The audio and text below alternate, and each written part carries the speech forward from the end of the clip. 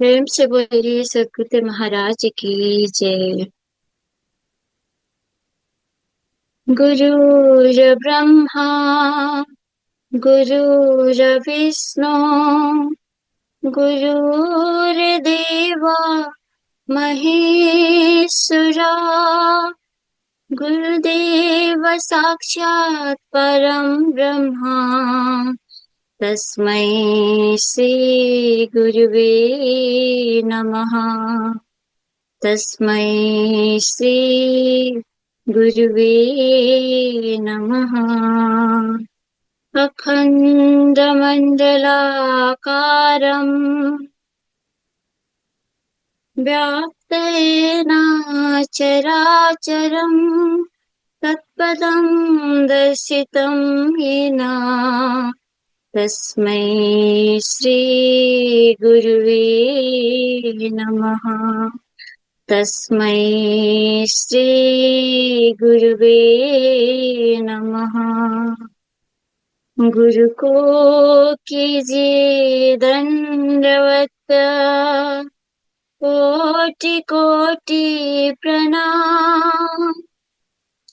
कीट न जाने भृंग को गुरु कर ले आप समान। गुरु कर ले आप समान। प्रेम से बोले सद्गुरुदेव महाराज की।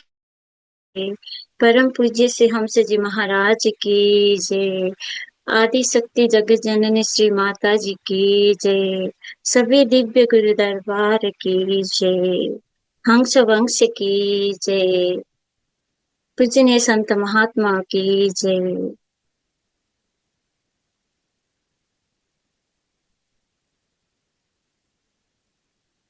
आज के इस वीकली सत्संग में देश विदेश से उपस्थित सभी पूजनीय संत महात्मा जी, प्रेमी भक्तजन एवं सभी जिज्ञासु भक्त को हार्दिक स्वागत एवं सादर जय श्री सच्चिदानंद। हर फ्राइडे की तरह आज भी हम सब देश विदेश से इस जूम की प्लेटफॉर्म से सत्संग भजन का आनंद लेने के लिए जुड़े हुए। आज हमारे आज श्री उद्धव गीता का 11th एपिसोड होने जा रहा है। मैं आप सभी से रिक्वेस्ट करती हूँ हमारे इस जूम का लिंक अपने फ्रेंड फैमिली सबको शेयर करें ताकि आज के एपिसोड का सबको लाभ मिले। आज के कार्यक्रम शुरू करने से पहले हम इस यूए टीम की तरफ से आप सभी को गणेश चतुर्थी की हार्दिक हार्दिक शुभकामनाएं। आज के कार्यक्रम को शुरू करते गुरु वंदना से।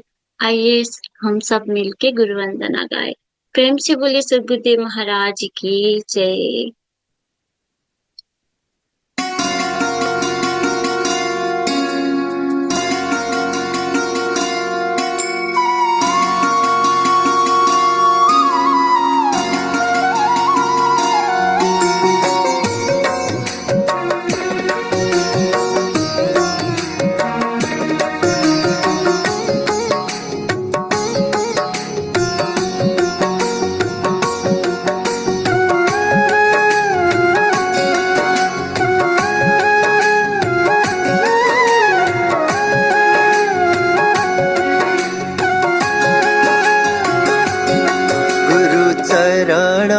कमला बलिहारी रे प्रभु चरण कमला बलिहारी रे।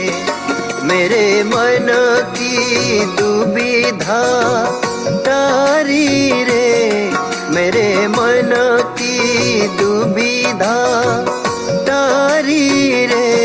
गुरु चरण कमला बलिहारी प्रभु चरण कमला बलिहारी रे।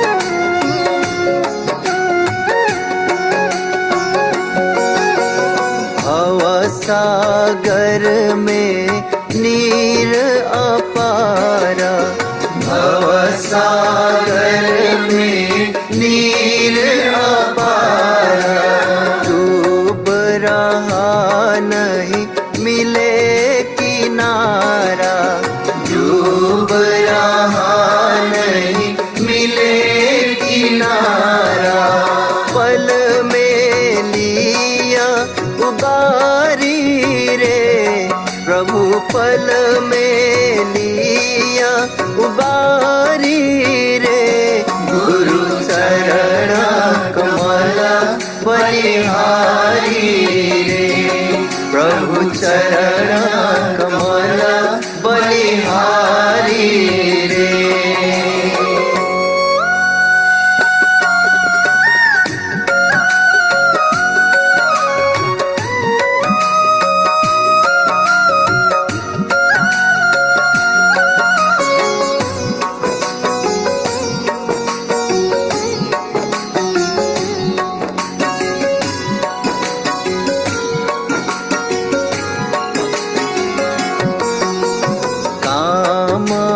क्रोध मद लोभ लुटेरे, काम क्रोध मद लोभ लुटेरे, जन्म जन्म के बैरी मेरे, जन्म जन्म के बैरी मेरे, सबको दीन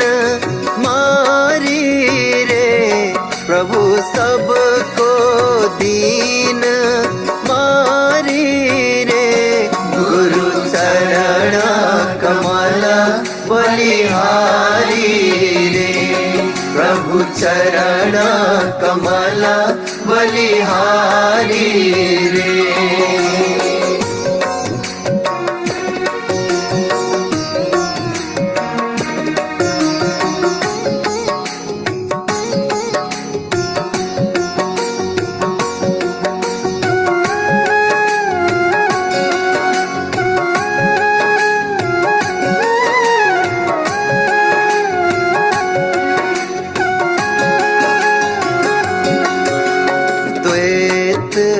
भाव सब दूर कराया, द्वैत भाव सब दूर कराया, पुराण ब्रह्म एक दर्शाया, पुराण ब्रह्म एक दर्शाया, घट घट ज्योत निहारी रे, प्रभु घाट घाट ज्योत निहारी रे, गुरु चरण कमल बलिहारी रे, प्रभु चरण कमल बलिहारी रे।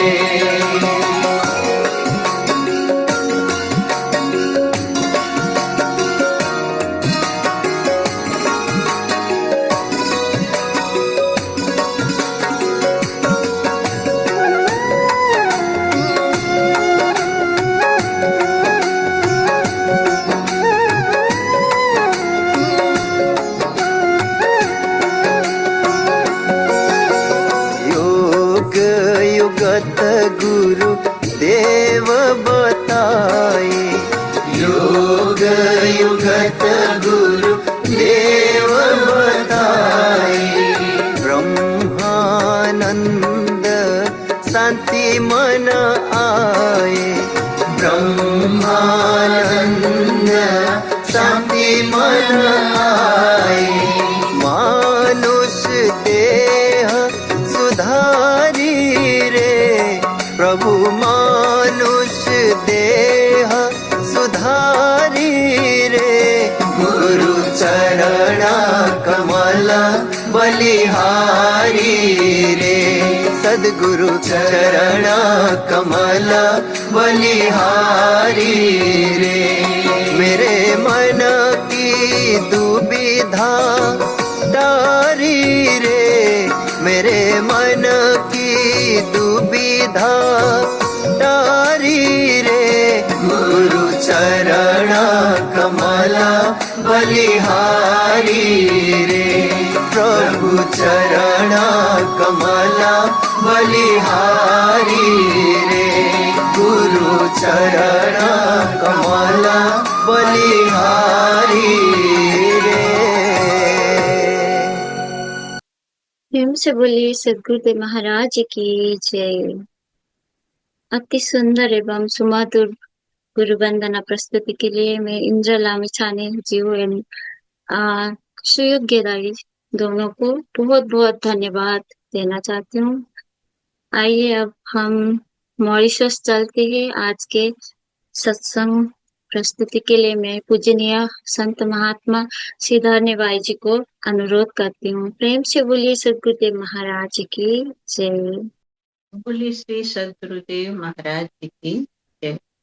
आनंद कंद भगवान की जय।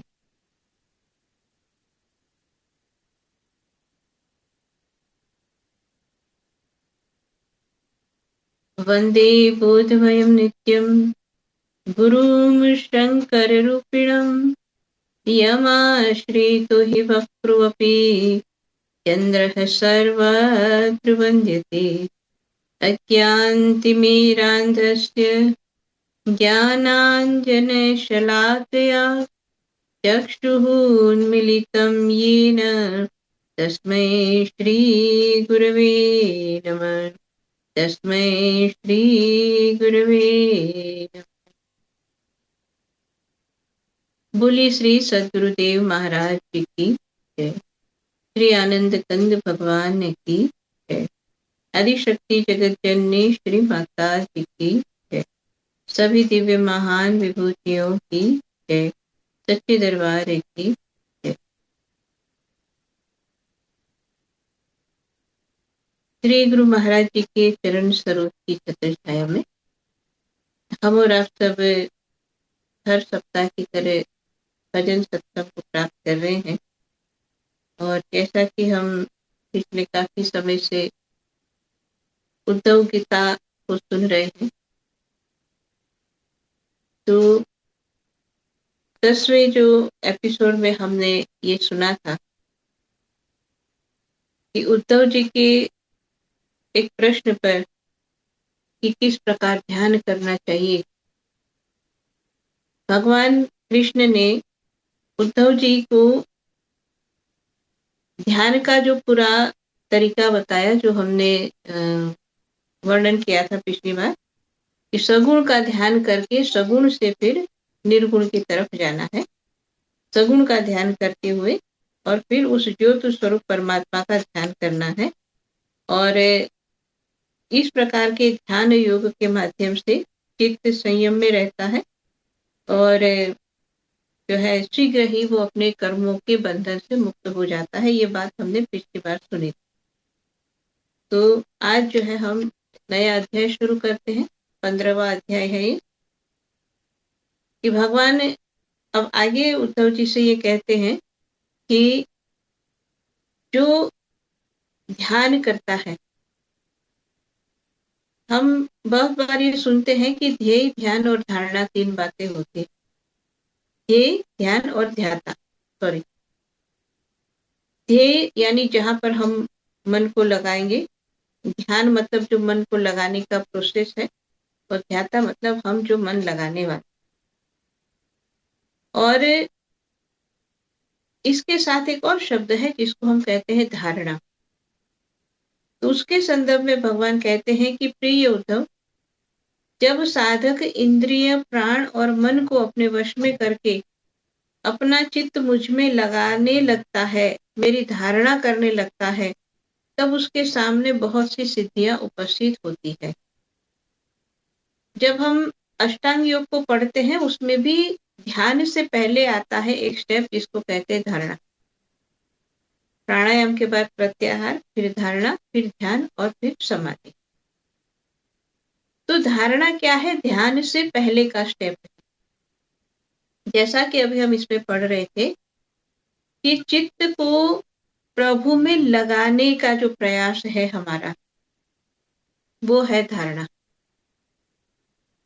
अगर मन पूरी तरह से उस ध्येय में लग गया तो वो हो गया ध्यान। और उस मन को लगाने का जो हमारा प्रयास है वो है धारणा। इसलिए धारणा के बाद होता है ध्यान। पहले हम ट्राई करेंगे ना, पहले कोशिश करेंगे, बार बार प्रयास करेंगे कि मन उसमें लग जाए और तब जाकर के वो लगे। तो यहाँ भगवान कहते हैं कि जब वो कोई ध्यान की गहराई में नहीं पहुंचा, लेकिन अगर वो धारणा भी उसकी चल रही है, प्रयास भी चल रहा है मन को नाम में लीन करने का, तो उस प्रयास के फलस्वरूप ही भगवान कहते हैं उसको बहुत सारी सिद्धियां प्राप्त होने लगती है। जब सिद्धियों की बात प्रभु भगवान कहते हैं तो आगे उद्धव जी ये प्रश्न करते हैं कि अच्युत कौन सी धारणा करने से किस प्रकार कौन कौन सी सिद्धियां प्राप्त होती है और उनकी संख्या कितनी है। आप योगियों को सिद्धि देते हैं, अतः आप इनका वर्णन कीजिए। क्योंकि जब बात आई सिद्धियां मिलती है तो कोई भी होगा, जैसे हमको भी कोई पूछेगा तो बात बताएगा तो हम तुरंत पूछेंगे, कोई कहेगा तो तुरंत जो है हम पूछेंगे कि भाई क्या क्या सिद्धियां मिलती है, हम भी तो जाने उस बात को। उद्धव जी भी प्रश्न करते हैं कितनी, कौन सी, कैसे, तीनों प्रश्न है उनके कि कैसे सिद्धियां मिलती है। इसके जवाब में भगवान आगे सिद्धियों के बारे में जो है बहुत डिटेल में, बहुत गहराई में सारी बातें समझा रहे। भगवान श्री कृष्ण ने कहा, प्रिय उद्धव, धारणा योग के पारगामी योगियों ने 18 प्रकार की सिद्धियां बतलाई है। उनमें 8 सिद्धियां तो प्रधान रूप से मुझ में ही रहती है और दूसरों में न्यून तथा 10 सत्व गुण के विकास से ही मिल जाती है। तो सिद्धियां अनेक होती है। आमतौर पर हम अष्ट सिद्धि की बात ही सुनते हैं, जहां भी सुनते हैं 8 सिद्धियों की बात आती है। यहाँ भगवान कहते हैं कि 18 प्रकार की सिद्धियां बताई गई है और उसमें 8 जो है मुख्य, जो हम कह रहे अभी कि अष्ट सिद्धि की जो बात आती है, मुख्य 8 सिद्धियां हैं। और ये सारी सिद्धियां, जितनी भी सिद्धियां हैं, भगवान के जो है आधिपत्य में है। भगवान कहते हैं ये सारी मुझ में रहती है। अब क्या है सिद्धियां और उसके बारे में थोड़ा वर्णन आगे जो है पढ़ लेते हैं। तो आगे भगवान कहते हैं कि 10 सिद्धियां जो है सत्व गुण के विकास से प्राप्त होती है और उनमें 3 सिद्धियां शरीर की होती है, अणिमा, महिमा और लघिमा। इंद्रियों की एक सिद्धि है प्राप्ति, लौकिक और पारलौकिक पदार्थों का इच्छानुसार अनुभव कराने वाली प्राकाम्य है। माया और उसके कार्यों को इच्छानुसार संचालित करना ईशिता नाम की सिद्धि है। विषयों में रहकर भी उनसे आसक्त ना होना वशीता नाम की सिद्धि है।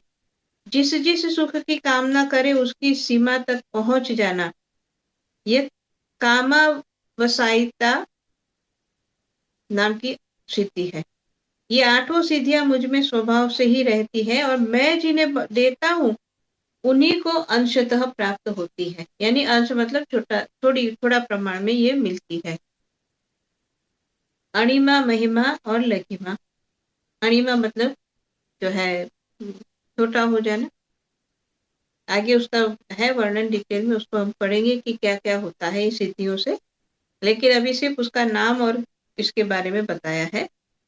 और आगे कहते हैं कि सिद्धियां और क्या क्या मिलती है। तो कहते हैं शरीर में भूख प्यास आदि वेगों का ना होना, मतलब ये भी सिद्धि है कि भूख प्यास के ऊपर हमारा कंट्रोल हो जाए, वो भूख भी ना लगे और प्यास भी ना लगे। हालांकि अगर एक साधारण मानव के साथ ये होगा तो ये बीमारी होगी, उसको डॉक्टर के पास जाना पड़ेगा कि भूख क्यों नहीं लगती है। लेकिन यहाँ बात हो रही है योगियों की, जो साधना कर रहे हैं उन्हीं बात हो रही है। तो कहा भूख और प्यास दोनों को अपने कंट्रोल में कर लेना, ये भी एक सिद्धि है। बहुत दूर की वस्तुओं को देख लेना, बहुत दूर की बातों को सुन लेना, मन के साथ ही शरीर का उस स्थान पर पहुंच जाना, जो इच्छा हो वही रूप बना लेना, दूसरे शरीर में प्रवेश करना, जब इच्छा हो तभी शरीर छोड़ना, अप्सराओं के साथ होने वाली देव क्रीड़ाओं का दर्शन करना, संकल्प की सिद्धि, सब जगह सबके द्वारा बिना ना न के आज्ञा पालन, ये 10 सिद्धियां सत्व गुण के विशेष विकास से प्राप्त होती है। तो क्या क्या है सुन के समझ में आ रही वैसी बातें, उसमें ज्यादा कोई वर्णन नहीं करना है। ये भूख प्यास कंट्रोल हो गया, दूर की बात देख लिया, सुन लिया, और जहां विचार करे कि मन ने जहां सोचा वहां पर शरीर से भी पहुंच जाना, ये भी एक सिद्धि की बात आती है। और एक ये भी बात है कि आप जो कहे सब आपकी बात मानने लग जाए, ये भी एक सिद्धि का पार्ट है। जो कहा कि बिना मतलब कोई किसी तरह का ऑब्जेक्शन लिए बिना जो आप कहेंगे सब आपकी आज्ञा को मानेंगे, सब आज्ञा पालन करने लग जाए, ये भी एक सिद्धि है। लेकिन ये सारी सिद्धियां सत्व गुण के माध्यम से इसके द्वारा प्राप्त होती है। और भी क्या क्या सिद्धियां हैं, तो कहा भूत भविष्य और वर्तमान की बात जान लेना, शीत उष्ण सुख दुख राग द्वेष आदि द्वंद्वों के वश में ना होना, दूसरे के मन की बात जान लेना, और सूर्य अग्नि जल विष आदि की शक्ति को स्तंभित कर देना, मतलब उसको रोक देना, कि अगर सूर्य उदय हो रहा है तो उसको उदय नहीं होने देना, उसको रोक देना। ये हम अपने इतिहास में बहुत सारी सुनते हैं ना कथा, माता अनसुया की कथा आती है, उन्होंने सूर्य को उदय नहीं होने दिया, क्योंकि श्राप मिला अत्रि ऋषि को, सूर्य उदय होते उनके प्राण चले जाएंगे, तो उन्होंने सूर्य को रोक दिया। ये भी एक सिद्धि है जो इसके माध्यम से हम पढ़ रहे हैं, कि सूर्य को भी वश में कर लेना, जो है अग्नि को भी, जल को भी और विष को भी, ये भी जो है स्तंभित कर देना। अब ये इसके साथ कितनी सारी कहानियां याद आ जाती है। अग्नि को स्तंभित कर दिया था प्रहलाद ने, विष को स्तंभित कर दिया था मीराबाई ने। तो ये जो उनकी साधना थी, उनके परिणाम स्वरूप उनको सहज में ये सब कुछ प्राप्त हुआ था। और आगे कहा किसी से भी पराजित ना होना, ये भी 5 प्रकार की सिद्धियां हैं, भगवान कहते हैं योगियों को प्राप्त होती है। तो अब ये सिद्धियां किसको और कैसे किस प्रकार मिलती है, थोड़ा उसके बारे में वर्णन पढ़ते फिर आगे बात समझेंगे। हे प्रिय उद्धव, पंचभूतों की सूक्ष्मतम मात्राएं मेरा शरीर है। जो साधक केवल मेरे उसी शरीर की उपासना करता है और अपने मन को तदाकार बनाकर उसी में लगा देता है, अर्थात मेरे तन मात्रात्मक शरीर के अतिरिक्त किसी भी वस्तु का चिंतन नहीं करता, उसे अणिमा नाम की सिद्धि, अर्थात पत्थर की चट्टान आदि में भी प्रवेश करने की शक्ति, अणुता प्राप्त हो जाती। जो अभी पहले कहा ना, अष्ट सिद्धि में सबसे पहली थी अणिमा। अणिमा मतलब बहुत ही सूक्ष्म हो जाए। जैसे हम सुनते हैं ना कि हनुमान जी को जब लंका नगरी में प्रवेश करना था तो क्या किया, एकदम छोटे हो गए, है मशक समान रूप धरी, हम सुनते हैं कि मच्छर के जैसे, मतलब एकदम छोटा रूप उन्होंने बना लिया। ये एक सिद्धि है, अणिमा नाम की सिद्धि। ये सिद्धि कैसे प्राप्त होती है, तो जैसा उसमें हम पढ़ रहे हैं कि भगवान कहते हैं कि जो पंच महाभूत है, पृथ्वी जल तेज वायु आकाश, 5 महाभूत है। 5 महाभूत की 5 तन्मात्राएं हैं। ये तन्मात्राएं क्या है, शब्द स्पर्श रूप रस और गंध। तो पृथ्वी जल तेज ये सब तो हमको दिखता है, लेकिन जैसे पृथ्वी की तन्मात्रा है गंध, तो दिखती तो है नहीं, उसको हम अनुभव करते हैं।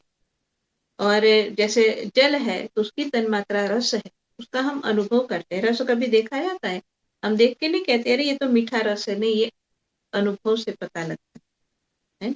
तो तन्मात्राएं सूक्ष्म होती है, जो दिखती नहीं है, जिसका सिर्फ हमको अनुभव होता है। आकाश जो है उसकी तन्मात्रा जो है वो शब्द है, तो शब्द दिखता थोड़ी ना, शब्द हम अनुभव, अभी हम सुन रहे हैं, शब्द है, हमको पता है, हमारे कानों के अंदर जा रहे हैं, लेकिन हम सुन रहे हैं, हम देख नहीं सकते कि कैसा है शब्द। तो ये तन्मात्राएं सूक्ष्म होती। तो यहाँ जो बात बताई जा रही क्या है, कि जब आप अति सूक्ष्म वस्तु का जो है चिंतन करेंगे या उसमें अपने मन को एकाकार एक रूप कर देंगे, तदाकार कर देंगे, तो सूक्ष्म का ध्यान करते आप भी सूक्ष्म हो जाते। ये सारी सिद्धियां इसी तरह से प्राप्त होती है कि जिस विशेष वस्तु का ध्यान किया, जिसमें पूरा समय मन लगा करके रखा, उसी के जैसे हम बन जाएंगे, ऐसी सिद्धि प्राप्त होती। अब ये बहुत ही जो डिटेल में सारा वर्णन है यहाँ। और ये सारी बातें देखो सत्संग की महिमा क्यों है। अब ये पूरा जो है ना, अगर आप ये एकादश अध्याय, एकादश स्कंद का ये 15वां जो अध्याय है, आप उसको पढ़ोगे बड़ी शांति से, पहली बार पढ़ोगे तो कुछ बातें क्या है चलो समझ में नहीं आता, दूसरी बार पढ़ोगे, तीसरी बार बड़ी ध्यान से पढ़ोगे तो धीरे धीरे बात समझ में, अरे अच्छा इसमें ऐसा कहा जा रहा है कि इसका ध्यान करेंगे तो हम ऐसे हो जाएंगे, अगर सूक्ष्म का ध्यान करेंगे तो हम सूक्ष्म हो जाएंगे, महत्त्व का ध्यान करेंगे तो हमारे अंदर महानता आ जाएगी। और इसी तरह से कहा कि जो परमाणु है वायु आदि में, कहा उसका जो ध्यान करता है तो उसके अंदर ये लघिमा नाम की सिद्धि आ जाती है, उसको अहंकार जो है सात्विक अहंकार है, कहा उसका उसके और उसी में चित्त को लगा करके रखते हैं, तो कहते हैं कि उनको प्राप्ति नाम की। अब जी जितनी भी बात हम पढ़ेंगे, अभी मैं शॉर्ट में आपको बता देती हूँ, जो हम कह रहे थे ना सत्संग की महिमा क्या है। अब इस सारी बातों का सार क्या है कि हम चित्त से जिसकी धारणा करते हैं हम वैसे बन जाते हैं। ठीक है, हम गुरु की महिमा में एक जो है दोहा बोलते हैं कि कीट न जाने भृंगी को गुरु कर ले आप समान, कि वो एक कीड़ा भृंगी का ही चिंतन करता है वो भृंगी बन जाता। हम सुनते हैं सत्संग में इस बात को। इससे भी सरल तरीके से समझाने के लिए हम और एक कहानी सत्संग में सुनते हैं। एक किसान जो था उसको जो है, और एक साधु महाराज ने कहा कि तू जिसको सबसे ज्यादा पसंद करता, तेरा जो सबसे प्रिय है तो उसी का ध्यान कर। कहानी सबने सुनी, हम भी बचपन से कहानी सुन रहे सत्संग में, कि किसान को कहा तेरा जो सबसे प्रिय है, जो सबसे ज्यादा जिसको प्रेम करता है, तेरा सबसे ज्यादा इम्पोर्टेंट जो है वस्तु, उसका तू ध्यान कर। तो साधु महाराज ने तो इसलिए कहा कि हो सकता है वो सोचेगा कि मेरा शरीर, मेरे प्राण, मेरा मन, ये सबसे जो है प्यारा है मुझे। लेकिन होता क्या है कि कुछ समय के बाद जब साधु महाराज वापस आते, वहीं से निकलते हैं, तो क्या देखते हैं कि वहां पर किसान तो है नहीं खेत में। तो झोपड़ी के पास गए और उसको आवाज लगाई कि क्या हुआ भाई, जरा आओ बाहर, मैं आया हूँ इतने सालों के बाद। तो किसान क्या कहता है कि मैं झोपड़ी से बाहर नहीं निकल सकता। बोले क्यों नहीं निकल सकता? बोले मेरे सिर पे बड़े बड़े सिंह निकल आए। कैसे निकल आए? तो आप ही ने तो कहा था ना जो तुम्हें प्रिय है उसका ध्यान करो। मेरे प्रिय तो मेरे बैल है, मैं बैल का ध्यान करता था, बैल का ध्यान करते करते मेरे सिर के ऊपर सिंह निकल आए हैं, अब मैं तो ये छोटे से दरवाजे से बाहर नहीं निकल पाता हूँ। ये कहानी हमने सुनी, आपने भी बरसों से सुनी है। तो सार क्या है, बताने का भाव क्या है कि जिसका चिंतन आप करते हो आप वैसे बने। अब सिद्धियां कैसे प्राप्त होती है, जो गहराई में सारी बात बताई है वो यही है कि जो सूक्ष्म है उसका ध्यान करोगे तो आपके अंदर सूक्ष्म बनने की शक्ति आ जाएगी, सिद्धि मिल जाएगी वैसी। और जो जिस रूप में भी जिसकी भी धारणा की जाएगी वैसे बन जाए, ये बात जो कहने का अर्थ वही है। अब इस तरह से सारी सिद्धियां तो मिल जाती है। तो मैंने इसलिए संक्षेप में बताया क्योंकि ये एक एक सिद्धि के बारे में सारी बात लिखी हुई है कि कौन सी सिद्धि किस तरह से प्राप्त होती है। तो भगवान कहते हैं कि जो मेरा नारायण स्वरूप है और उसमें जब कोई अपना मन लगा देते हैं, मतलब उसी में जो है पूर्ण रूप से एकाग्र हो जाते हैं, तो कहते हैं उसको वशीता नाम की सिद्धि प्राप्त होती थी। मतलब सब उसके वश में हो जाते हैं, वशीता। और आगे एक दो बात है जो उसको हमें समझना है। तो आगे कहते हैं कि जो मेरे इस स्वरूप में मन के द्वारा अनाहत नाद का चिंतन करता है वह दूर श्रवण नाम की सिद्धि से संपन्न हो जाता है। मतलब कि जिसने अपने अंदर में उस नाद को सुनने में अपना मन लगाया है, मतलब सुनने के ऊपर उसने कंसंट्रेशन किया, ज्यादा अपना अभ्यास किया, सुनने का अभ्यास किया, उसको सुनने की शक्ति मिल गई है। तो दूर श्रवण मतलब कहीं दूर कहीं पे कोई बात कर रहा है वो उसको यहाँ बैठे बैठे सुनाई देगी। ऐसी जो है सिद्धि उसको मिलती है। और इसी तरह से कहते हैं कि जो योगी नेत्रों को सूर्य में और सूर्य को नेत्रों में संयुक्त कर देता है और दोनों के संयोग से मन ही मन मेरा ध्यान करता है, उसकी दृष्टि सूक्ष्म हो जाती है और दूरदर्शन नाम की सिद्धि उसको प्राप्त होती है। यानी कि उस प्रकाश में जो मन को लीन करता है तो दूर की चीज देखने की उसको सिद्धि मिलती है। फिर आगे कहते हैं, मन और शरीर को प्राण वायु के सहित मेरे साथ संयुक्त कर दे और मेरी धारणा करे तो मनोजव नाम की सिद्धि प्राप्त होती है। और जिसके कारण क्या होता है कि योगी जहां भी जाने का संकल्प करता है शरीर सहित उस तरफ पहुंच जाता है।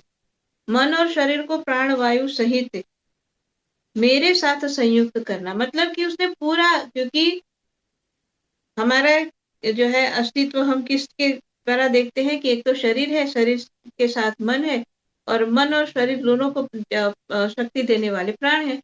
ये तीनों से हमारा अस्तित्व है। तो कहा तीनों को जो एक साथ प्रभु के साथ जोड़ देते हैं, धारणा करते हैं उनकी, तो कहते हैं कि ऐसा उनके अंदर विशेष उनकी सिद्धि प्राप्त होती है कि जहां जाना चाहे शरीर से क्षण भर में पहुंच जाते।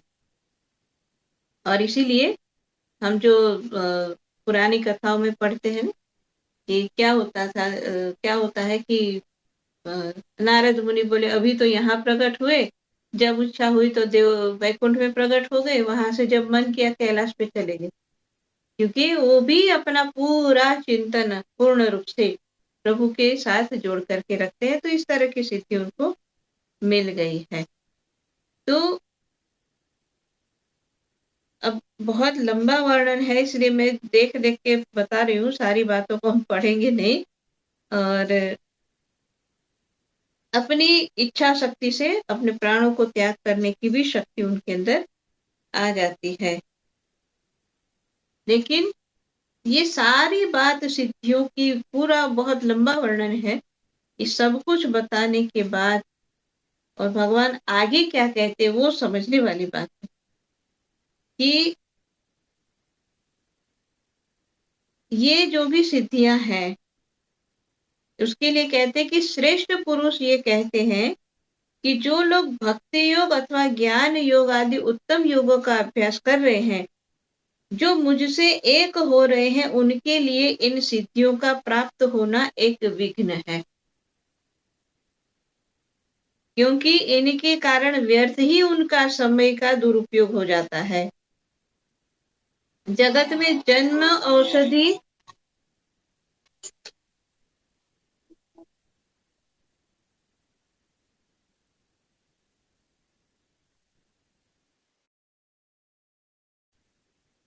जन्म औषधि तपस्या और मंत्र आदि के द्वारा जितनी सिद्धियां प्राप्त होती है वे सभी योग के द्वारा प्राप्त हो जाती है। तो ये सारा बहुत वर्णन करने के बाद अब भगवान कहते हैं जितनी भी सिद्धियां हैं ये एक भक्त के लिए एक तरह का विघ्न है। क्यों विघ्न है? तो उसका भी कारण बताया कि इसके कारण व्यर्थ ही समय का दुरुपयोग हो जाता है। देखो, जब भक्ति के राह में एक साधक भक्त आगे बढ़ता है तो जैसे जैसे वो आगे बढ़ता है तो उसके साथ साथ दो काम उसके साथ होते हैं उसको रोकने के लिए। क्या होगा कि पहला तो ये होगा कि ये सिद्धियां आई। सिद्धियां आने से क्या हुआ समझने के लिए कि हमको ऐसे ही सीधा सीधा इधर से ऐसे जाना, हमको पता है हमको वहां सीधा सीधा जाना, लेकिन जब चल रहे हैं हमारा ध्यान वहां होना चाहिए। उसके बजाय अगर आपको कोई बुला दे, आप उसके तरफ देखोगे, बात करोगे, तो आपका टाइम तो उसमें चला गया। आपको जाना तो उधर था, आप उधर देखने लगे, तो समय की बर्बादी। तो ये सिद्धियां मिलने से क्यों समय की बर्बादी होती है कि हमारा चिंतन जो एक जगह लगा हुआ था, मन जहां हमने एक जगह स्थिर किया था, वहां से वो इन अनुभव जो प्राप्त हो रही है, सिद्धियां जो बात प्राप्त हो रही है, इनकी तरफ चला जाता है। तो उससे क्या होता है कि जब थोड़ी देर के लिए भी उसकी तरफ मन चला गया, तो हमारा जो समय एक चिंतन में लगना था प्रभु के नाम के, वहां न लग करके इसके चिंतन में लग गया। तो समय का दुरुपयोग का मतलब होता है, एक होता है उपयोग करना, एक होता है दुरुपयोग करना, है ना। उपयोग का मतलब होता है कि जिससे हम अपना जो है कुछ सार्थक कर पाए, वो सदुपयोग है। लेकिन समय भी व्यतीत हो जाए और हमारा जो है नुकसान हो जाए, तो कहते ये दुरुपयोग हो गया। तो इसीलिए भगवान कहते ये सिद्धियां जब मिलती है, तो क्यों उसको विघ्न कहा? क्योंकि उसके कारण हम जिस राह पर चल रहे थे वहां से थोड़ी देर के लिए रुक जाते हैं, अटक जाते हैं। और इसलिए भगवान कहते हैं कि जो भक्त है वो ये सिद्धियों को चाहता नहीं है। वो क्या कहते हैं कि वो चालोक्य सारूप्य आदि की प्राप्ति बिना मुझ में चित्त लगाए किसी भी साधन से प्राप्त नहीं हो सकती है। ये योग की अंतिम सीमा है। इसलिए कहते हैं ये जितनी भी सिद्धियां आती, जो भी शक्तियां प्राप्त होती है, एक भक्त जो होता है वो कहते हैं कि हमको किसी भी रूप में, ये भक्ति के रास्ते में किसी भी रूप में जो हमको सहायक नहीं है, उनकी तरफ हमारा मन जाना नहीं चाहिए। इसलिए भक्त उसको ठुकरा देते हैं। अब जब ये बात कह दी भगवान ने कि भक्त जो होता है साधना के राह में आगे बढ़ने वाला, इन सब चीजों की तरफ से मन को हटा लेता है, तो भगवान आके इस बात के बाद अब उद्धव जी आगे कहते हैं कि आपने जो ये जो कही बात कि सिद्धियों से मन को हटा करके सिर्फ प्रभु के उसमें लगाना, तो आगे भगवान सिर्फ कहते हैं उद्धव जी कि आप तो अनंत है, अनादि है और सभी जगह एक समान है। मतलब कि कोई व्यक्ति अगर आपको मानता है तो भी, और कोई व्यक्ति अगर आपको नहीं भी मानता है तो भी आप उसके अंदर तो विराजमान रहते हो। तो आगे कहते हैं कि जिन लोगों ने अपने मन और इंद्रियों को वश में नहीं किया है, वे आपको नहीं जानते हैं और आपकी यथोचित उपासना तो ब्रह्मवेत्ता पुरुष ही करते हैं। बड़े बड़े ऋषि महर्षि आपके जिन रूप और विभूतियों की परम भक्ति के साथ उपासना करके सिद्धि को प्राप्त करते हैं, वह मुझे बताइए। समस्त प्राणियों के जीवन दाता है प्रभु, आप सबके अंतरात्मा में विराजमान है और आप उनमें अपने को गुप्त रखकर जो लीलाएं करते हैं, आप सबको देख रहे हैं, लेकिन सब आपकी माया से मोहित होते हैं और वे आपको नहीं देख पाते। तो अब जो है प्रश्न ये है कि अब जो ऋषि मुनि जो है, ऋषि महर्षि जो है, वो आपके किस रूप की जो है भक्ति, किस रूप में आपकी भक्ति करते हैं, और आप सब जगह व्याप्त है, तो फिर आपको हम किस रूप में प्राप्त करें, ये प्रश्न है उद्धव जी का। तो भगवान कृष्ण आगे कहते हैं कि हे उद्धव, जिस समय कुरुक्षेत्र में कौरव पांडवों का युद्ध छिड़ा हुआ था, उस समय शत्रुओं के युद्ध के लिए तत्पर अर्जुन ने मुझसे यही प्रश्न किया।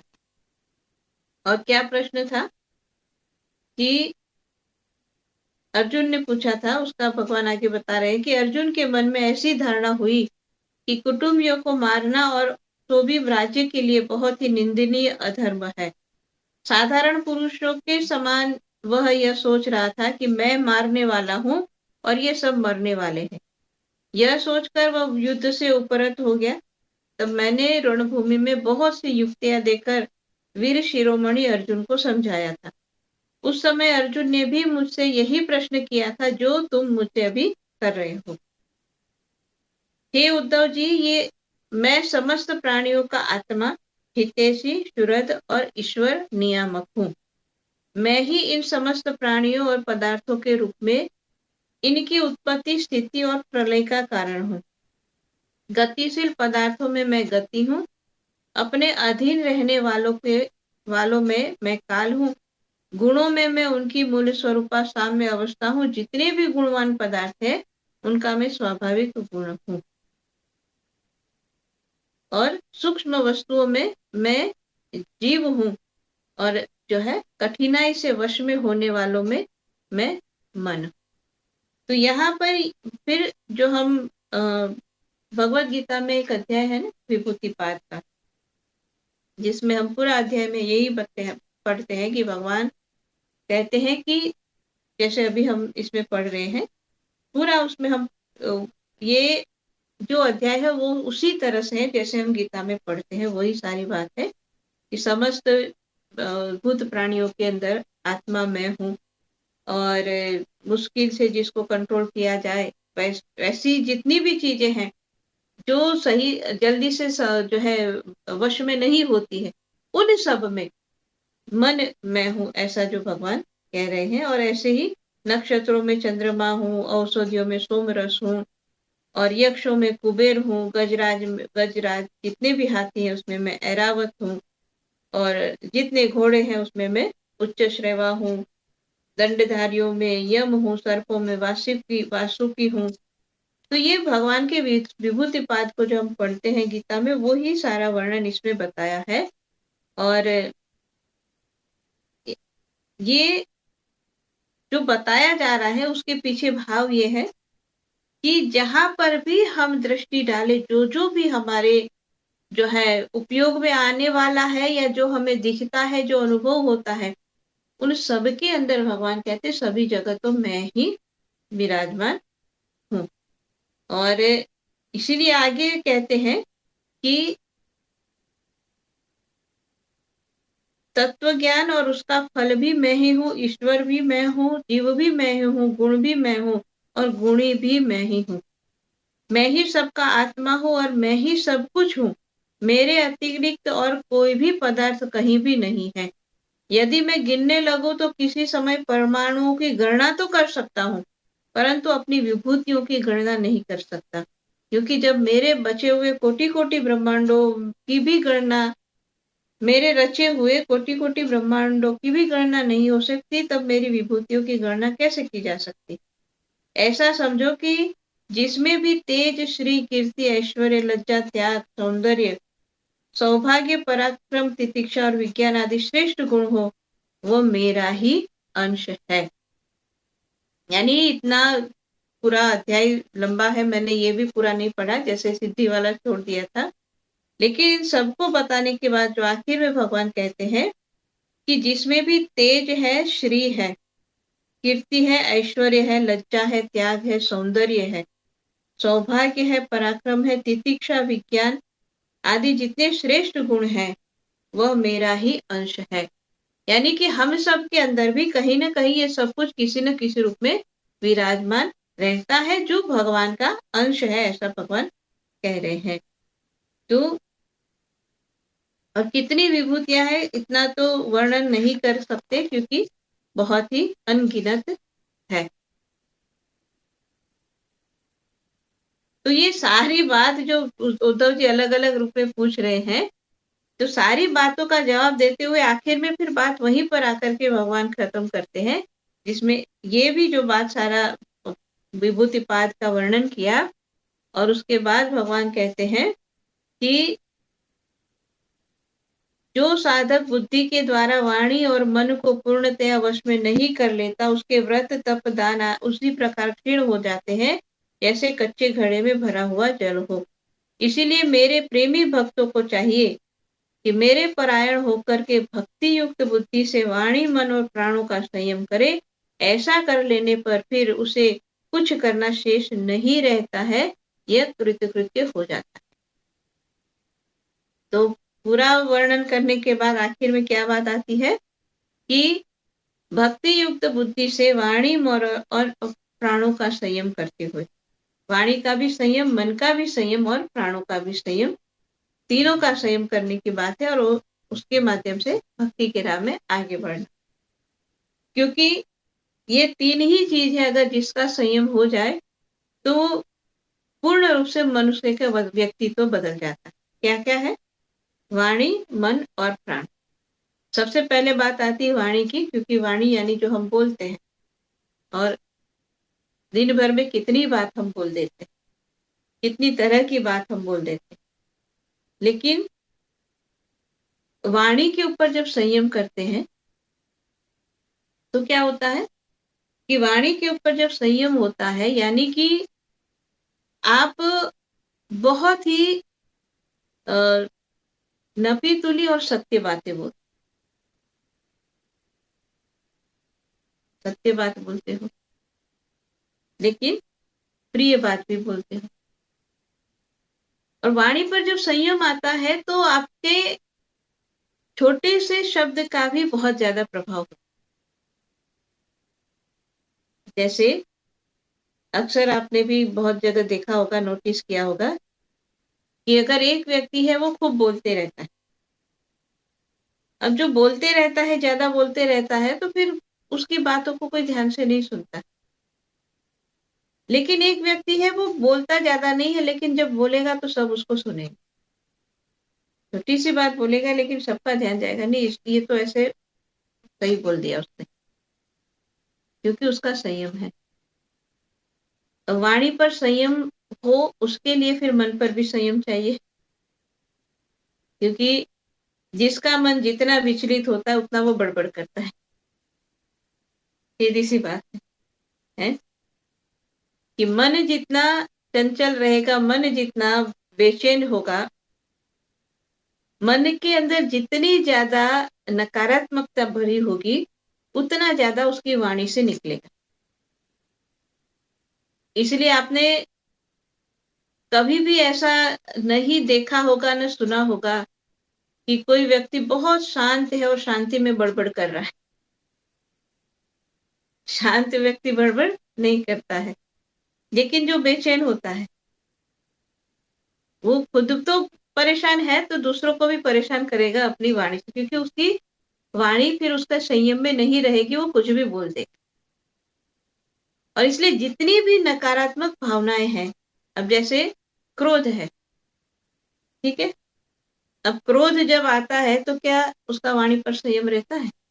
नहीं रहता है। और कभी हमने ऐसा भी नहीं देखा न सुना कि एक व्यक्ति को बहुत तेज गुस्सा आ रहा है और आकर के बड़ी शांति से कह रहे, मेरे को देखो बहुत तेज गुस्सा आ रहा है, मैं कुछ नहीं बोलूंगा। ऐसा तो नहीं होता है। अब वो मुंह से नहीं कहेगा मेरे को बहुत तेज गुस्सा आ रहा है, लेकिन उसकी वाणी बता देगी कि वो बहुत गुस्से में।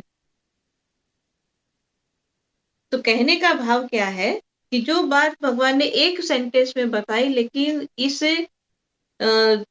तीनों को जो संयम में जो बात रख संयम में करने की जो बात है, उसके पीछे बहुत जो है अभ्यास चाहिए। तो वाणी का संयम और मन का संयम और प्राण का संयम, अब तीनों वैसे आपस में एक दूसरे के साथ जुड़ा हुआ है। जैसे प्राण और मन की बात आती है, तो पहले भी शायद हमने कभी एक चर्चा की होगी कि योग शास्त्र के जो ग्रंथ है, चाहे आप शिव संहिता पढ़ो, चाहे हठयोग प्रतिपिका पढ़ो, चाहे घेरण संहिता पढ़ो, तो उसमें ये जो है प्राणायाम के बारे में जब बात आती है तो बहुत स्पष्ट रूप में हठयोग प्रतिपिका के अंदर भी बहुत स्पष्ट रूप में बताया है कि मन और प्राण दोनों का एक दूसरे के ऊपर प्रभाव होता है। इसलिए कहते हैं कि चले वाते चले चित्तम निश्चलो निश्चलम भव, कि अगर वात वायु की बात वहां पर है, लेकिन वो वायु जो हमारे अंदर जा रहा है उसकी बात है, प्राण की, पंच प्राण की बात। तो मन जब चंचल होता है तो प्राण भी चंचल होता है, और प्राण भी संयम करते हैं तो मन के भी संयम हो जाते हैं। और इसी नियम को ध्यान में रखते हुए हम अक्सर ये कहते हैं, जब भजन साधना की बात आती है तो अक्सर ये कहते हैं कि धीरे धीरे श्वास को लेना और धीरे धीरे श्वास को छोड़ना, क्योंकि जब हम धीरे धीरे लेंगे, धीरे धीरे छोड़ेंगे, तो जैसे श्वास धीरे हो जाएंगे, जैसे प्राणों का आना धीमे धीमे लेना शुरू करेंगे, तो वैसे ही हमारा मन जो है उसकी भी चंचलता कम होने लगती। तो प्राण पर संयम करने से मन पर संयम होता है, और मन जब संयम में होता है तो वाणी पर भी संयम हो जाता है। और ये तीनों जब संयम में हो जाते हैं तो भगवान ये कहते कि फिर उसको कुछ और करना शेष रहता ही नहीं है। मतलब इसमें सब कुछ आ गया, जैसा भगवान कह रहे हैं कि अगर ये तीनों पर कंट्रोल हो गया, तीनों को संयम में कर दिया, तो और कुछ करना नहीं बाकी। क्यों?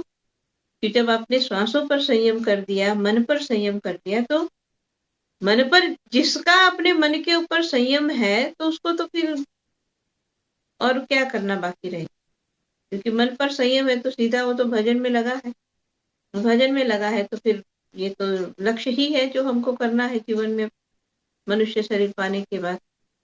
और इसीलिए कहते हैं भगवान कि इसके बाद कुछ करना शेष रहता नहीं है। अब जब ये कह दिया कि शेष नहीं रहता है, तो अब तो उद्धव जी तो है ना, फिर वो एक के बाद एक प्रश्न भी तो उनके चलते हैं। तो जब ये कह दिया कि अब तीनों को संयम में कर लिया, कुछ करने की जरूरत नहीं है, तो उद्धव जी आगे प्रश्न करते हैं कि आपने पहले वर्णाश्रम धर्म का पालन करने वालों के लिए और सामान्य मनुष्य मात्र के लिए उस धर्म का उपदेश किया था जिससे आपकी भक्ति प्राप्त होती है।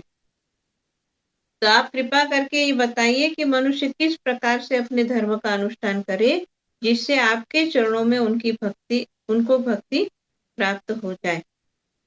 तो हे माधव, पहले आपने हंस रूप में अवतार ग्रहण करके ब्रह्मा जी को परम धर्म का उपदेश दिया था, और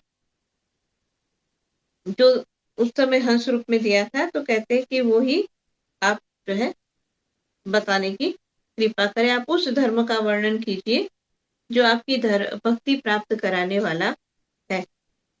क्योंकि जो ये बात भगवान ने बोली ना कि मेरे परायण होकर भक्ति युक्त बुद्धि से, तो अब प्रश्न कर रहे हैं कि फिर आपकी भक्ति कैसे प्राप्त होगी।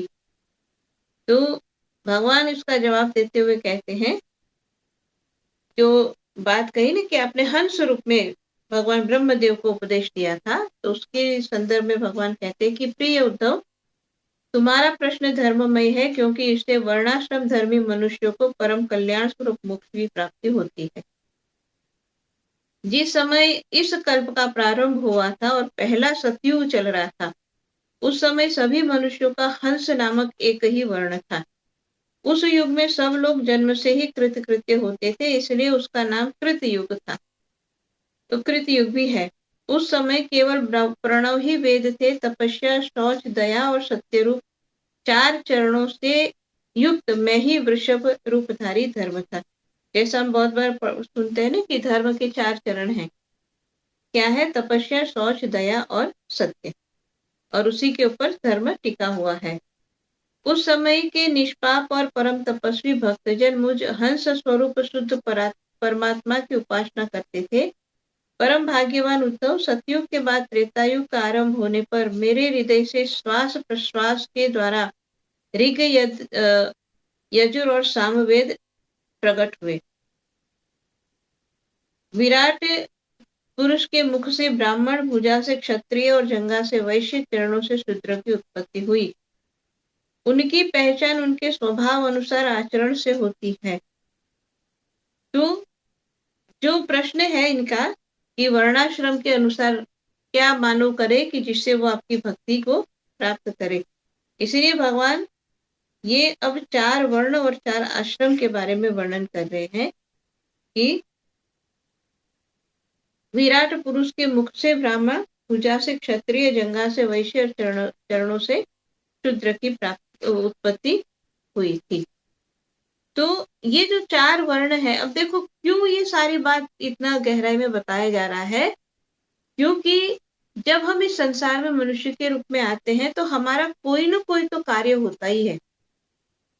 तो यहाँ ये समझाने का प्रयास है कि आप जहां पर भी हो, जो भी आपका जीवन निर्वाह का कार्य है, या जिस तरह से आप अपने घर में, गृहस्थ में, जहां भी रहते हो, वहां रहते हुए आप किस तरह से भक्ति करें कि जिससे आप जो है अपने जीवन के लक्ष्य को प्राप्त कर पाए। तो उसको समझाने के लिए एक एक वर्ण को, एक एक आश्रम को समझाया जा रहा है कि जिसके माध्यम से हमको पता लगे कि ये परिस्थिति में ऐसे होने पर हम ये करेंगे तो हमारी भक्ति हो जाएगी। ये सारी बातें बताने के पीछे मूल उद्देश्य इसका ये है।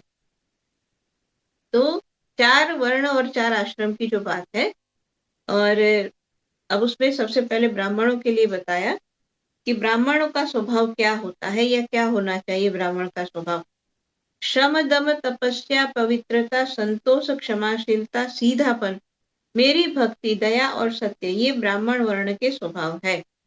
मतलब अब ये बात जब हम पढ़ते हैं ना तो दोनों रूप में बताई जाती है, क्योंकि जैसे आगे भी हमने पढ़ा, भगवान ने कहा कि ये जो वर्ण है ब्राह्मण, क्षत्रिय, ये उसकी पहचान उनके स्वभाव और आचरण से होगी।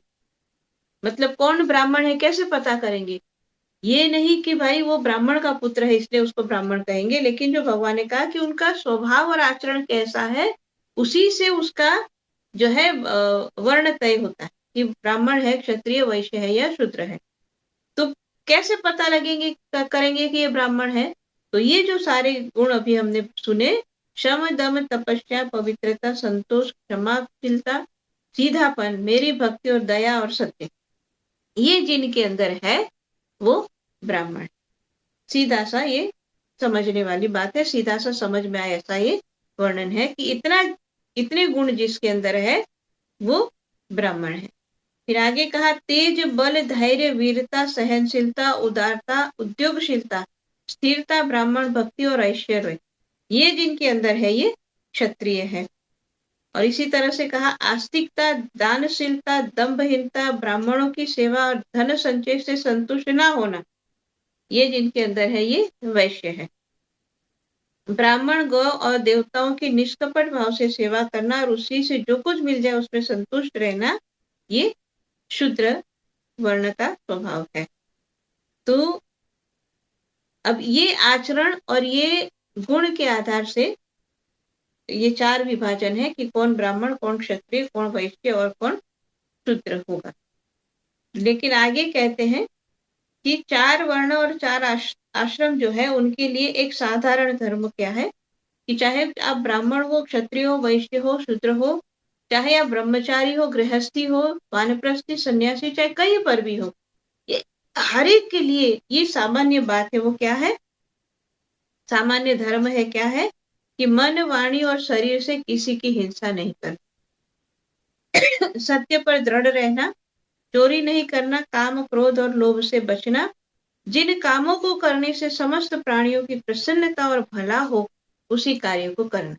ये धर्म सबके लिए है, आप किसी भी वर्ण के हो, किसी भी आश्रम के हो, कहीं पर भी रहते हो, लेकिन ये सबके अंदर होना ही चाहिए। अब ये जितनी भी बातें बताई कि मन, वाणी और शरीर से किसी की हिंसा नहीं करना, सत्य पर दृढ़ रहना, चोरी नहीं करना, काम, क्रोध, लोभ से बचना और समस्त प्राणियों का जिसमें हित हो वो कार्य करना। अब जिसने अपने जीवन के अंदर ये गुण अपनाया है तो फिर वो कहीं पर भी रहेगा वो सात्विक जो है गुणों से भरपूर रहेगा। उसके अंदर इतनी जो है सतोगुण का प्रभाव हो जाएगा, इतनी सतोगुणी वृत्ति उसकी हो जाएगी कि सहज में फिर उसका मन भक्ति में लगे। ये क्यों बताया जा रहा है कि क्या ऐसा हम कर्म करें, कौन से धर्म को अपनाएं कि जिससे हम भक्ति कर पाए। प्रश्न जो था उद्धव जी का कि क्या धर्म है, तो ये धर्म है जिससे हम भक्ति कर पाएंगे, जिससे हमारा मन सहज में भक्ति करेगा। और उसी के लिए अब इसमें क्या, इससे और अलग रूप में समझेंगे तो क्या समझ में आएगा कि अगर हम मन, वाणी और शरीर से किसी की हिंसा करेंगे तो हमारी भक्ति हो सकती नहीं है, फिर हम भक्ति नहीं कर पाएंगे। अगर हम जो है चोरी करेंगे तो फिर हम भक्ति नहीं कर पाएंगे। अगर काम, क्रोध, लोभ हमारे अंदर भरा होगा तो भी हम भक्ति नहीं कर पाएंगे। और अगर हमारा स्वभाव ऐसा है कि हम ऐसे काम करेंगे जिससे दूसरों को नुकसान हो, दूसरे परेशान हो, तो भी हम भक्ति नहीं कर पाए। मतलब कि ऐसे गुण अगर हमारे अंदर है, ऐसी जो हमारा स्वभाव है, ऐसी बातें हमारे अंदर है, तो फिर स्वयं से समझना पड़ेगा कि कितनी भक्ति हम कर पाएंगे या नहीं कर पाएंगे। अब क्यों इतना वर्णन करना जरूरी है कि ये बातें हम अपने जीवन में आचरण में लाए। क्या क्या है? मन, वाणी और शरीर से किसी की हिंसा नहीं करना। आजकल शरीर से हिंसा तो कम होती, मन और वाणी से ज्यादा होती। और इसीलिए जो हमने पहले भी जो बात सुनी थी, जिसमें भगवान ने कहा वाणी पर संयम, वाणी पर संयम होगा तो वाणी से किसी की हिंसा नहीं होगी। और वाणी से जब किसी की हिंसा होती है तो क्या होता है कि हमारे मुख से जो भी वाणी, जिस तरह की भी वाणी निकली, जिसने सामने वाले को बड़ा जो है व्यथित कर दिया, दुखी कर दिया, तो वो जो भी शब्द हमारे अंदर से निकलते, सामने वाले जब इतने दुखी होते हैं, तो जो शब्द की ताकत है कि उस व्यक्ति को दुखी कर दिया, वो शब्द तो हमारे अंदर से निकले, तो क्या हमको हमको ये मान लेना चाहिए कि वो शब्द सिर्फ उसी को दुखी करेंगे, हमको कोई नुकसान नहीं पहुंचाएंगे? हमको भी पहुंचाएंगे। इसलिए ये बहुत सूक्ष्म रूप में काम करता है ना। तो हम एक मोटी बुद्धि से देखते तो हमको लगता है देखा मैंने उसको कितना सुना दिया, लेकिन उसको सुना दिया, उसने तो बाद में सुना, पहले तो हमने सुना। तो जो भी बुरे शब्द मुख से निकले हमारे, उस तक तो बाद में पहुंचे, पहले तो हमको मिले, तो उसका प्रभाव तो पहले हमारे ऊपर होगा, उसका फल पहले तो हमको मिलेगा, बाद में वहां पर प्रकट होगा। और इसीलिए वाणी की हिंसा, कहते वो दिखती नहीं है कि कितना नुकसान करती, लेकिन बहुत नुकसान करती, क्योंकि वो जो शब्द है, जो नेगेटिवली बोले गए हैं, वो नकारात्मकता जो थी, नेगेटिव एनर्जी थी, वो तो हमारे अंदर भी रही ना। उसके पास तो बाद में की, पहले तो हमारे अंदर रही, तो वो नकारात्मकता हमारे अंदर ही बहुत ही सूक्ष्म रूप में, बहुत गहराई में वो उसका प्रभाव छोड़ती। और इसीलिए भगवान जो दूसरी बार फिर से ये बात आई, पहले भी हमने भी थोड़ी देर पहले पढ़ा कि भगवान ने कहा कि मन और वाणी पर संयम रखना है। वही यही बात अब दोबारा भी यहाँ पर आती है कि वाणी से किसी की हिंसा नहीं करनी। मतलब ये कितनी बड़ी बात होगी कि बार बार भगवान ये बात सुना रहे हैं।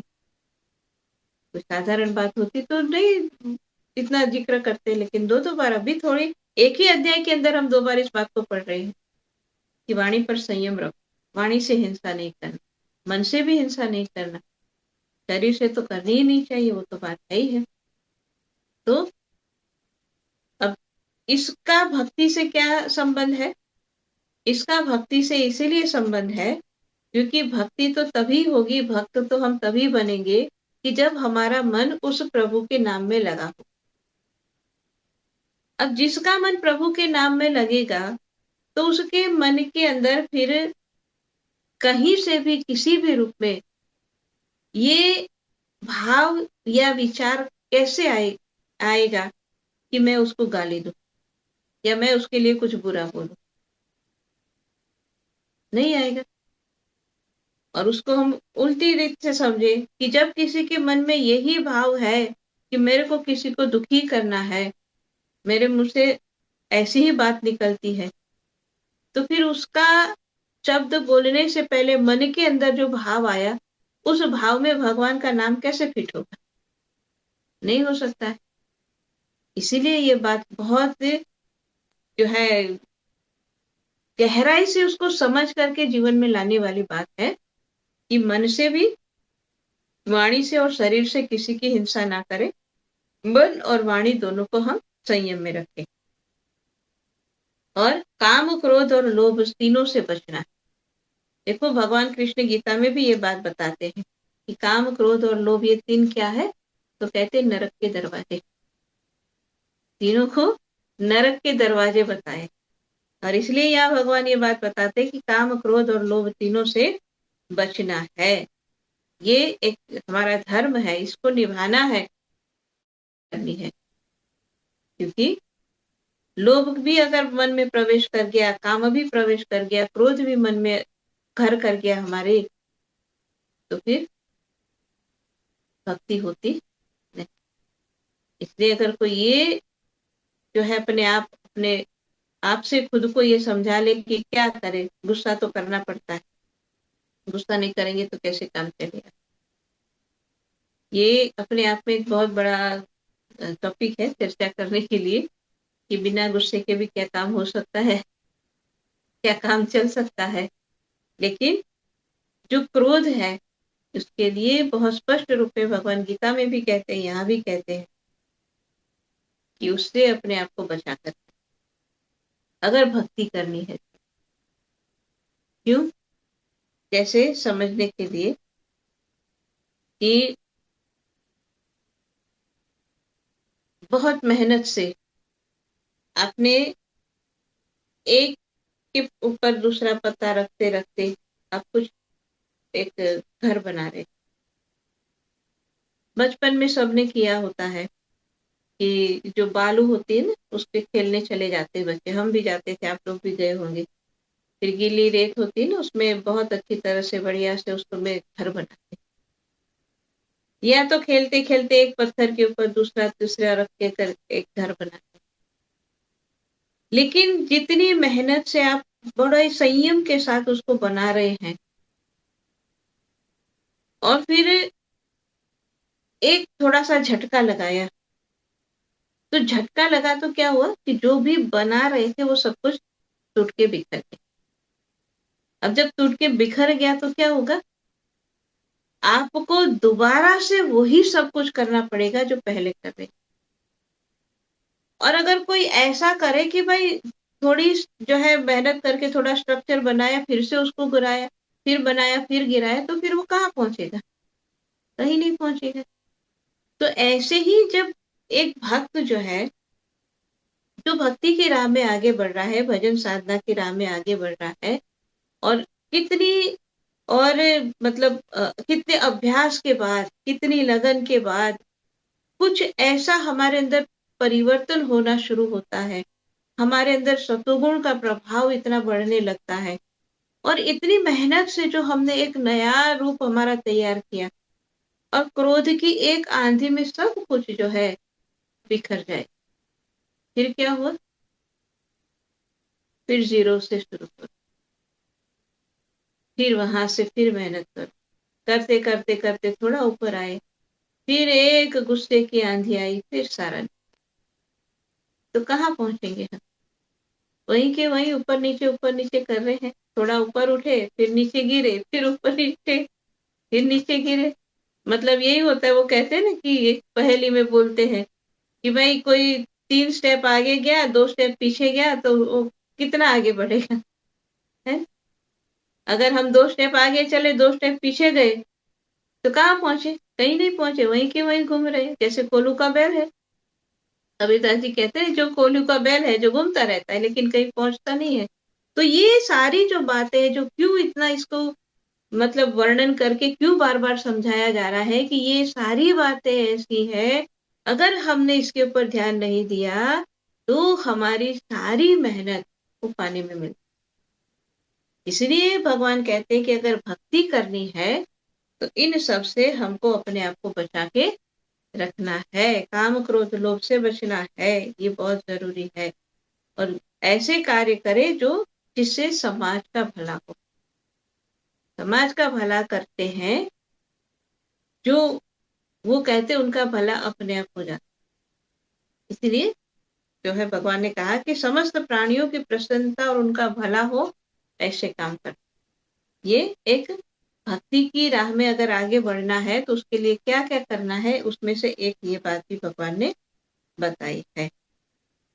तो इसके आगे जो है अलग अलग जो 4 आश्रम है उसके बारे में भी वर्णन है कि ब्रह्मचर्य आश्रम है, फिर गृहस्थ है, और वानप्रस्थ है, और संन्यास आश्रम। क्यों इसके बारे में भी वर्णन आता है कि हर एक की लाइफस्टाइल डिफरेंट है। एक ब्रह्मचारी की लाइफस्टाइल और गृहस्थ की लाइफस्टाइल दोनों में बहुत बड़ा परिवर्तन अंतर है। और एक सन्यासी, एक वानप्रस्थी की लाइफस्टाइल भी डिफरेंट है। लेकिन यहाँ सारी बातें बताने के पीछे भाव ये है कि आप किसी भी जो है आश्रम में रहते हो, चाहे आप ब्रह्मचारी हो, चाहे गृहस्थी हो, चाहे सन्यासी हो, चाहे जो भी हो, जहां भी रह करके जो भी कर रहे हो, इन अपने कार्यों में आप कैसे धर्म का पालन करते हुए भक्ति करें।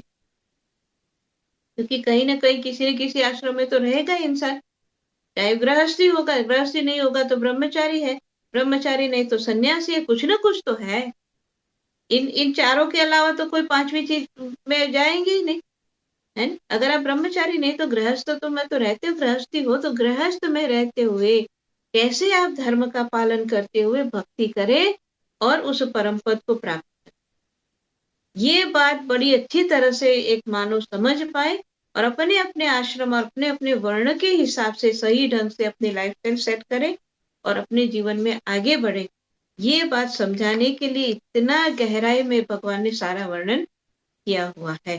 तो अभी जो हमने बात की वो तो हमने यही देखा कि किस गुण और लक्षणों से किस वर्ण की पहचान होती, ये सारी बातें हमने देखी कि कैसे गुण हो तो ब्राह्मण कहेंगे, किस गुण वाले स्वभाव वाले को हम क्षत्रिय कहेंगे, और सबके लिए एक कॉमन वे में क्या क्या हमारे जीवन में होना चाहिए, वो बातें सुनी। अब इसके आगे जो है 4 आश्रम के संदर्भ में कि भाई जिस आश्रम में जहां भी आप रहते हैं वहां के हिसाब से आपको कैसे धर्म निभाना है, कैसे भक्ति करनी है, ये बातें इसके आगे सारा वर्णन है। तो उसमें हम अभी नहीं जाएंगे क्योंकि फिर अगर हम ब्रह्मचर्य आश्रम का पढ़ना शुरू करेंगे तो बहुत लंबा वर्णन है, उतना लंबा अभी हम पढ़ने वाले नहीं है क्योंकि हमारा समय हो रहा। तो यहीं पर मैं वाणी को विराम देती हूँ।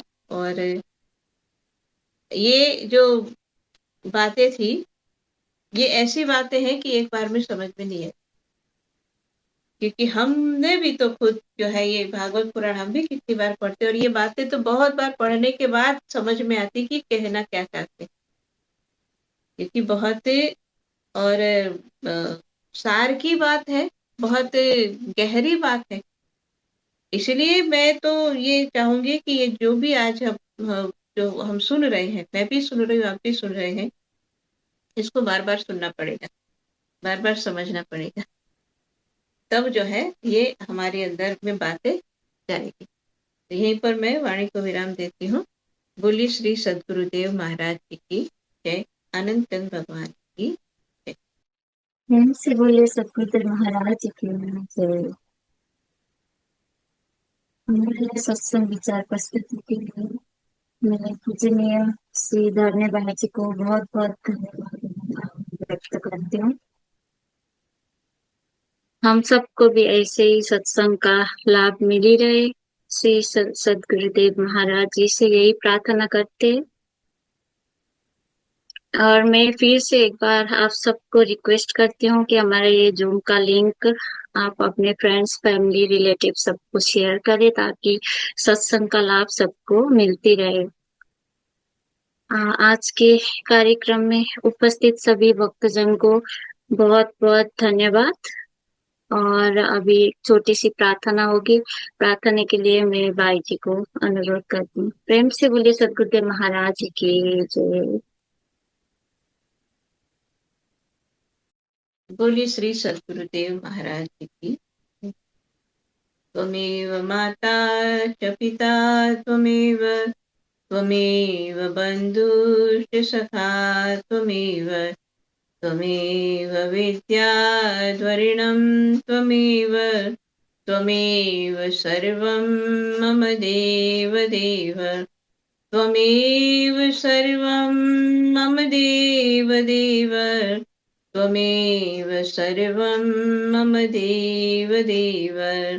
भक्तिदान मोहे दीजिए गुरुदेवन के देव, और नहीं कुछ चाहिए निश दिन चरणन सेव, बार बार वर मांग हूँ हर्षि देहु श्री रंग, पद सरोज अन पाइनी भक्ति सदा सत्संग।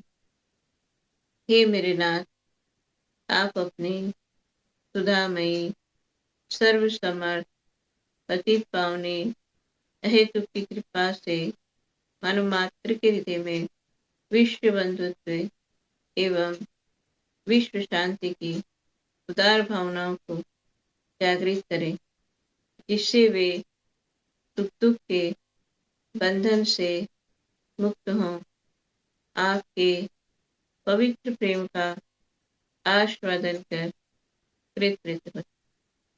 बोले श्री सद्गुरुदेव महाराज की जय। आनंद कंद भगवान की जय। आदिशक्ति जगत जननी श्री माता जी की जय। सभी दिव्य महान विभूतियों की जय। सच्चे दरबार की जय। सभी लोग नाम का सुमिरन करें।